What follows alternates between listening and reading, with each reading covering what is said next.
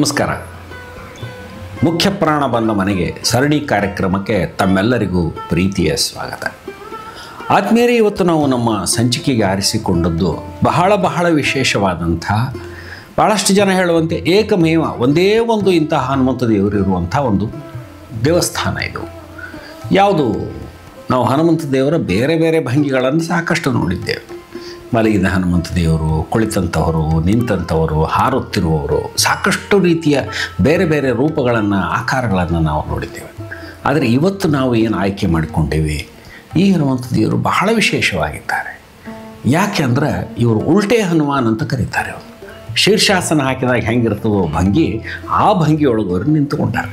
ಎಲ್ಲಿದ್ದಾರೆ ಹಂಗಾರೆ ಇವರು? ಬಹಳ ಪುರಾತನವಾದ ಮಂದಿರ, ಮಧ್ಯಪ್ರದೇಶದ ಇಂದೋರ್ ಜಿಲ್ಲೆಯಲ್ಲಿ ಇವರು ನೆಲೆ ನಿಂತಾರೆ. ಯಾಕೆ ಈ ಭಂಗಿಯೊಳಗಿದ್ದಾರೆ ಅವರು? ಬಹಳ ಕುತೂಹಲ ಮೂಡಿಸ್ತದಲ್ಲ. ಅಂದರೆ ಈ ರಾಮ ರಾವಣರ ಯುದ್ಧ ನಡೆದಾಗ ಹನುಮಂತ ದೇವರು ಒಂದು ಸಲ ಪಾತಾಳಕ್ಕೆ ಹೋಗುವಂಥ ಪ್ರಸಂಗ ಬಂತು. ಅಂದರೆ ಆವಾಗ ರಾಮ ಮತ್ತು ಲಕ್ಷ್ಮಣರ ಬಂಧನವಾದಾಗ ಅಹಿರಾವಣ ಅವ್ರನ್ನ ಪಾತಾಳಕ್ಕೆ ತೊಗೊಂಡು ಹೋದ. ಆವಾಗ ಹನುಮಂತ ದೇವರು ಉಲ್ಟಾ ಅಂದರೆ ತಲೆ ತೆಳಗೆ ಮಾಡಿ ಇದೇ ಜಾಗದಿಂದ ಅಲ್ಲಿ ಪ್ರವೇಶ ಮಾಡಿದರು ಅಂತ ಹೇಳ್ತಾರೆ. ಆಮೇಲೆ ಪಾತಾಳಕ್ಕೆ ಹೋದಾಗ ನಡೆದಂಥ ಒಂದು ಅದ್ಭುತ ಘಟನೆ ಅಂದರೆ ಹನುಮಂತ ದೇವರು ತಮ್ಮ ಪಂಚಮುಖಿ ರೂಪವನ್ನು ದರ್ಶನ ಕೊಟ್ಟರು. ಅದಕ್ಕೂ ಒಂದು ಕಾರಣ ಹೇಳ್ತಾರೆ.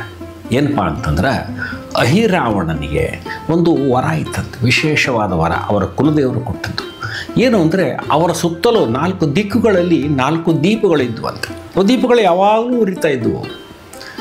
ಅಹಿರಾವಣನ ಸಾವು ಆಗಬೇಕಾದ್ರೆ ಆ 4 ದೀಪಗಳು ಒಂದೇ ಸಲ ಆರಬೇಕು ಅಂತಿತ್ತಂತೆ. 4 ದೀಪಗಳು ಒಂದೇ ಸಲ ಆರಿದಾಗ ಮಾತ್ರ ಅಹಿರಾವಣನ ಸಾವು ಆಗಲಿಕ್ಕೆ ಸಾಧ್ಯ ಅಂತ. ಈ ವಿಷಯ ಹನುಮಂತ ದೇವರಿಗೆ ಗೊತ್ತಿತ್ತು. ಆವಾಗ ಅವರು ತಮ್ಮ ಪಂಚಮುಖಿ ರೂಪವನ್ನು ದರ್ಶನ ಮಾಡಿಸಿ ಆ ದೀಪಗಳನ್ನು ನಂದಿಸಿ ಅವನನ್ನು ಸೋಲಿಸಿ ರಾಮ ಲಕ್ಷ್ಮಣರನ್ನ ಭೂಲೋಕಕ್ಕೆ ಕರೆತಂದರು ಅಂತ ಹೇಳ್ತಾರೆ. ಇದು ಒಂದು ಕಥೆ. ಹೀಗಾಗಿ ಇಲ್ಲಿಯ ಹನುಮಂತ ದೇವರು ತಲೆ ತೆಳಗೆ ಮಾಡಿ ನಿಂತಾರೆ. ಆದರೆ ಬಹಳ ಜಾಗೃತವಾದ ಸ್ಥಳ, ಸಾಕಷ್ಟು ಸಂಖ್ಯೆಯಲ್ಲಿ ಜನ ಬರ್ತಾರೆ. ಕೆಂಪು ಮೂರ್ತಿ, ಬಹಳ ದೊಡ್ಡ ಮೂರ್ತಿ ಏನಲ್ಲ, ಆದರೆ ತಲೆ ತೆಳಗೆ ಮಾಡಿ ನಿಂತದ್ದು ಮಾತ್ರ ಬಹಳ ಆಶ್ಚರ್ಯ. ಇಂತಹ ಒಬ್ಬ ಹನುಮಂತ ದೇವರು ಅಲ್ಲಿ ನೆಲೆ ನಿಂತು ಸಾಕಷ್ಟು ಜನರಿಗೆ ಅನುಗ್ರಹವನ್ನು ಮಾಡ್ಯಾರ, ಆಶೀರ್ವಾದ ಮಾಡ್ಯಾರ. ಅವರು ನಿಮ್ಮೆಲ್ಲರಿಗೂ ಆಶೀರ್ವಾದವನ್ನು ಮಾಡಲಿ, ಅನುಗ್ರಹವನ್ನು ಮಾಡಲಿ ಅಂತ ಹೇಳ್ತಾ ಇವತ್ತಿನ ಈ ಸಂಚಿಕೆಯನ್ನು ಮುಗಿಸ್ತೇನೆ. ಈ ವಿಷಯವನ್ನು ನನಗೆ ಶೇರ್ ಮಾಡಿದವರು ನನ್ನ ಗೆಳೆಯ ಶ್ರೀಕಾಂತ್ ಕರಜಗಿ ಅವರು. ಅವರಿಗೆ ನಮ್ಮ ತಂಡ ತುಂಬ ಆಭಾರಿಯಾಗಿದೆ. ಮತ್ತೆ ಮುಂದಿನ ಶನಿವಾರ ಇನ್ನೊಬ್ಬ ಹನುಮಂತ ದೇವರ ಲಘು ಚರಿತ್ರೆಯೊಂದಿಗೆ ತಮ್ಮನ್ನು ಭೇಟಿಯಾಗ್ತೇನೆ.